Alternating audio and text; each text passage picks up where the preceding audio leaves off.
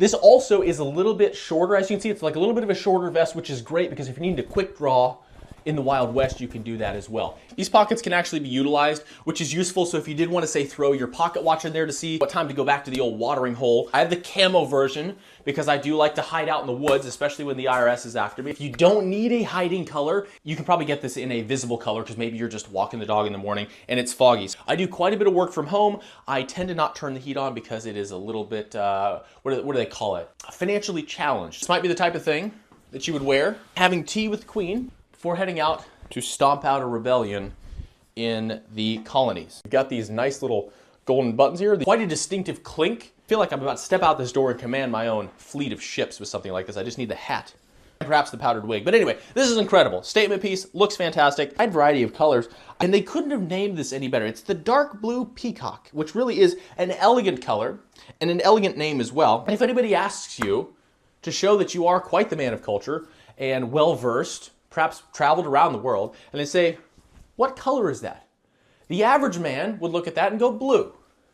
And you would go, it's a dark blue peacock. It becomes kind of like a nice silky base layer that all those other garments revolve around. I mean, this really becomes the sun to your universe, and all the other planetary bodies, aka your jackets, revolve around this, right? They just glide over it. Really makes you want to hop on a riverboat and head down to New Orleans. You don't really feel this when you're wearing it, but other people definitely see it. You just look like you could bench press a bus. Hood, it is in the name, we do have the hood there, which I never really use. Does anybody actually use these? I really don't much, but I still want it there. I would feel weird not having it, but I'm not gonna use it. It's like my blinkers. Buttons are pretty unique. They've got this like design to it, almost as if you're in Her Majesty's Royal Navy. Like that would be the button you might find on a cuff or something like that. So this is quite a nice detail there with the buttons. They could have put regular old run-of-the-mill buttons on there, but they certainly didn't.